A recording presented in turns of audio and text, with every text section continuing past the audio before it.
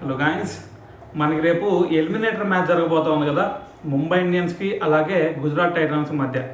మరి ఈ మ్యాచ్లో ముంబై ఇండియన్స్ టీం తరఫున మరి విల్ జాక్స్ ఆడతాడా లేదా అంటే అది డౌటే.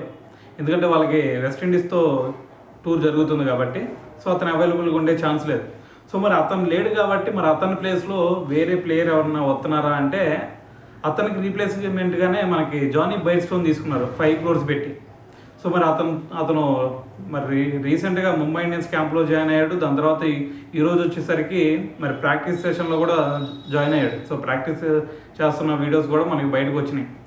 అయితే మరి రేపు గనక బైర్స్టో అలాగే రోహిత్ శర్మ వీళ్ళిద్దరు కనుక ఓపెనింగ్ చేశారు అంటే రోహిత్ శర్మ కొంచెం ఫామ్ అందుకుంటే సినారియో వేరేగా ఉండేది. ఒక పక్క నుంచి రోహిత్ శర్మ, ఇంకో పక్క నుంచి జానీ బైర్స్టో ఇద్దరు కనుక కలిసి ఓపెనింగ్ చేశారు అంటే గుజరాత్ టైటన్స్కి చుక్కలు కనిపిస్తాయి అని చెప్పాలి. సో ఏదైనా సరే మరి రేపటి మ్యాచ్లో మరి ఎలిమినేటర్ మ్యాచ్లో ఎవరు గెలుస్తారు అనుకుంటున్నారు అనేది కింద కామెంట్ చేయండి.